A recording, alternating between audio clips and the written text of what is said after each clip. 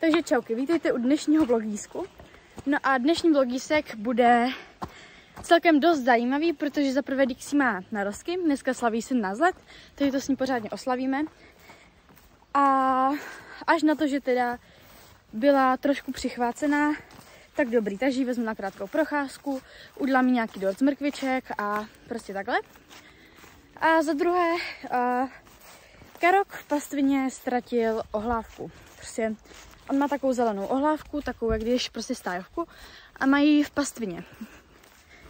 A teďkom tu jsem a musím ji tady někde najít, protože absolutně nevím, kde ji mám hledat.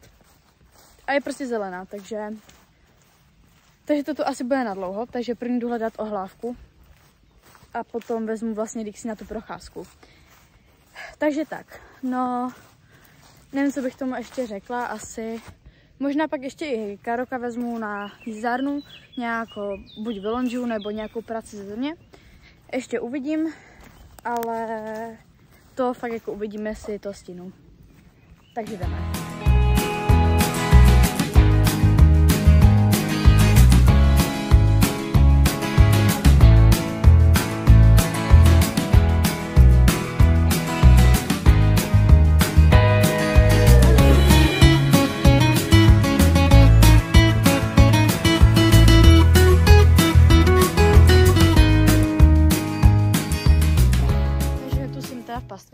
A tam vlastně něco šustí a já se fakt bojím, že na mě vlítne nějaký divočák. Bo oni tu ti divočáci jsou, že? Tam máme vlastně velkou pastvinu a tam je to jako rozryté od těch prasat, že? Takže se fakt bojím, že tu na mě nějaký vlítne. Takže hráči půjdem teďkom tam. No ještě k té ohlávce. Ona je fakt jako zelená, jak tady ta tráva kolem mě. A do toho tady to zarostlí, jo? Když vlastně teďkom tam za těmi vlastně kladami, tak tam je fakt, tam jsou prostě kopřivy vysoký skoro jak já. Tam sice koňové nechodí, jako můžou tam chodit, ale nechodí tam. A jestli čirou náhodou tam Karol vlezl a spadla mu tam ta ohlávka, tak jsem prostě pravděpodobně bez ohlávky, protože tam prostě nepolezu, že? Já nevím, mně přijde, že jsem úplně blbá. Já to můžu obejít tama. Stejně pravděpodobně tu ta ohlávka není a stejně tu dma lezu. Přes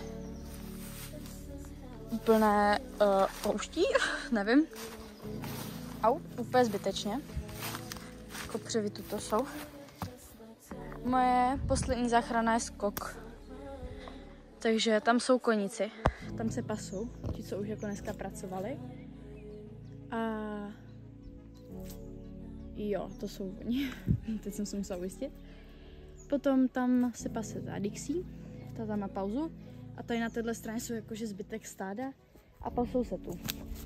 No, jinak, já jsem jako by byla na výletě prostě v Praze, jo? Se školou a teďkom před asi hoďkou, dejme tomu, jsem se vrátila, jo? Teď tak přijdu, podívám se. Karok nemá ohlávku, tak se ptám. A zjistila jsem, že teda ráno ji ještě měl, jo? To bylo ještě ve velké pastvině, pak se převedli, to ji taky měl a pravděpodobně ji asi ztratil tady za potokem, jo? Protože tady teče potok a to taky ještě jakoby rozděluje, ale oni si jako můžou chodit na obě dvě strany jako sami jak chcou.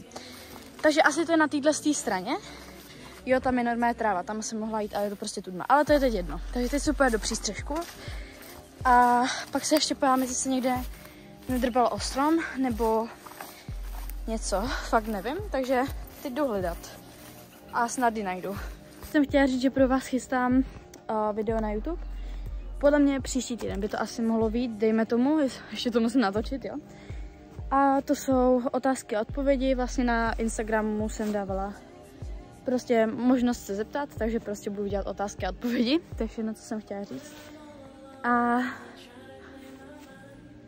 přemýšlím, jestli jsem chtěla říct ještě něco, ale už asi ne, takže jdu hledat. Už vím, co jsem ještě chtěla říct, a to je to, že nevím, kdy to video natočím a ani nevím, kdy ten vlog vyjde, protože já chodím jakoby do výtvarky, jako do kroužku a tam mám prostě absolventskou práci, jo, protože kdyby jsem prostě tam chodila několik let v kuse a teď v podstatě jako dělám prostě absolventku, že prostě absolvuju z toho, takže prostě maluju obraz, jo. A mám to mít do neděle hotové a ještě zítra to budu dodělávat a musím si ještě dodělat jakoby absolventskou řeč. Že to prostě musím jakoby prostě odříkat před lidma, prostě co to je za obraz a prostě věci k tomu, takže to musím ještě všechno udělat zítra. Jako já bych ty otázky odpovědi nejradši natočila dneska, ale jakoby dneska ještě hledám tu ohlávku a dělám ten vlog. Takže já fakt nevím, já jako v podstatě nic nestíhám, jo, takhle. Ale jako budu se snažit, jo. Taky ty vlogísky jako v podstatě nevycházejí pravidelně vůbec, protože já to prostě nestíhám a prostě jako ani se mi moc do toho nechci do toho stříhání, protože to je vždycky jako moc práce. A zase jako to nechci úplně jako odbít, i když jako už teď to je v podstatě fakt jako na rychlovku se stříhané, tak jako prostě nemám nervy na to se s tím jakoby cepcat a ty různé střihy, protože potom mám stejně vždycky zaplněnou tu galerii, prostě těmi nepovidem. Mně se strašně plantá jazyk, jako já bych to tu ani nedávala, ale prostě mně se nechci to odsud prostě vystřihovávat, takže já to tu prostě dám. A to je jedno. Ale prostě mám strašně moc nepovedených záběrů v galerii. Teď nežistím, co je co, protože já to prostě nemažu v průběhu, protože jsem prostě na to líná, ale to je jedno. A prostě tak, no. Já už ani nevím, co mám říkat. Nevím, kde je ohlávka. Dám se na to tak půl hoďky, když taky půjdu hledat zítra. A pak hlavně musím oslavit narozky s Dixie. To je zatím čauky. Takže lidi, asi to pro dnešek vzdávám, protože jedno to prostě nervy nemám, ne? Hledala jsem tak, nevím jak dlouho. Jo, to je Magic. Ale prostě ohlávku jsem nenašla. Jako vím, že Dixie se jednou ztratila ohlávka a to fakt jako bylo zarostlé, jo, nebylo pomůčované nic. A tu jsem fakt jako nemohla najít a na tom místě, kde fakt já přísám, že jsem na tom místě hledala. Fakt jsem tam poctivě hledala na tom místě a tam se potom asi 5 ne. I když možná, jo, tak třeba 5 dnů potom se tam našla, jo, takže to prostě nechám tak a prostě buď se najde ta ohlávka, anebo jsem bez ohlávky, takže zatím Karoček bude muset použít paralčičku.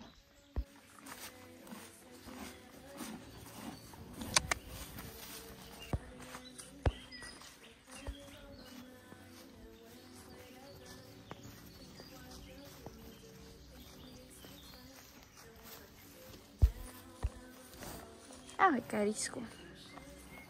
Jsou 2 bráškové. Však kluci. Máme ještě Lokiho, ten se bude příští rok obsedat koblížku. A tam máme Bobíška chromého rykouška. Ten má prostě problém s karpy. On tam má nějak tu prorostlou kost, já teď úplně fakt přesně nevím, jak to je. Ale prostě už je do konce života to chromí.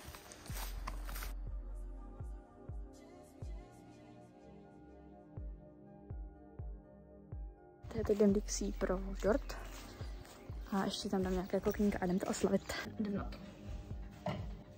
Koukám, jestli jakoby ten dort. To jakoby takhle nevypadá moc dobře, ale prostě to mám vysypané moukou, aby prostě se tam nepřilepilo, a to je mrkev a ovesné vločky. A ještě musím donést něco, na co to vyklopím. Dobré, takže tu má Dixie tercek s kytičkama. A jdu na to.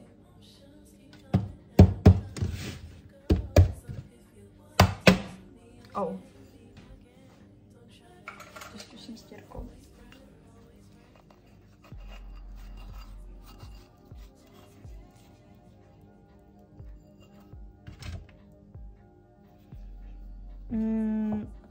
Takhle to vypadat nemělo, jo?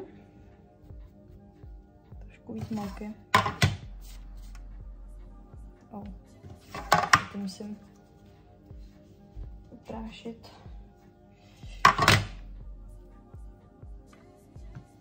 Tada. Když jí to nějak ozdobím, tak možná to bude pát líp, ale přece jenom Dixie nezáleží na vzhledu, jí záleží na chuti, že?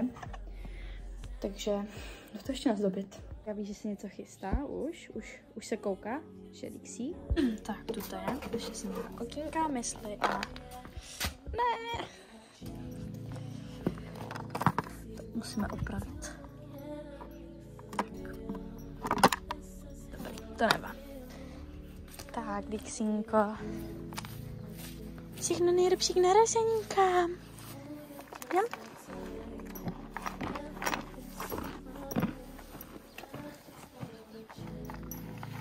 Jo, chutná.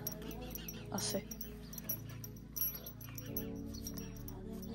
Všechno nejlepší, pupíku.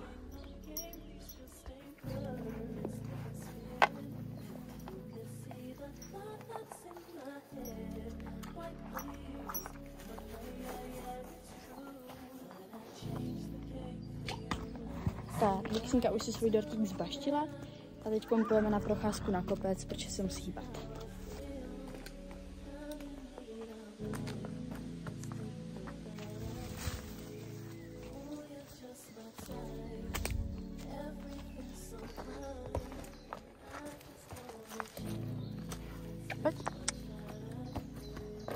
Tu je hodně šutru, to musíme přelést, ale potom tam už máme normální louku. Tady to je takový blbý úsek, který musíme zvládnout, ale pak už je to v pohodě.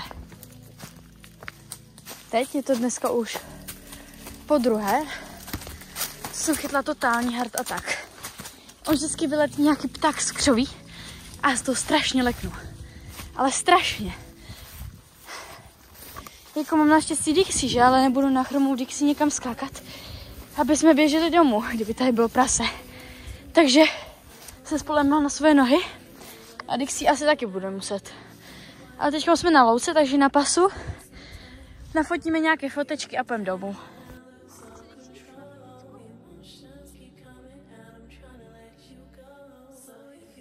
Dáváme čur pauzu.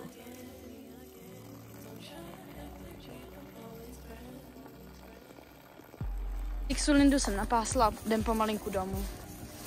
Pak teda ještě vezmu na lunch Karču a pak půjdu už domů.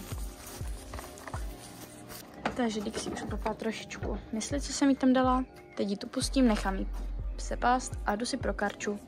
Tu mám Karču, mám ho teda na páralce, protože nemám ohlávku. A teď mu dám obnosek a půjdu ho lonžovat.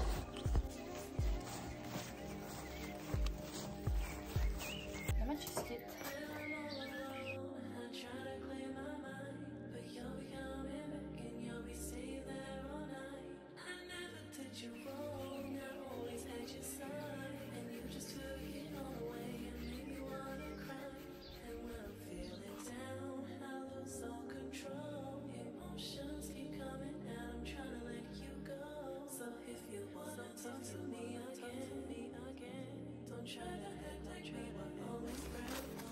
Tak jo, jdeme na jízdárnu.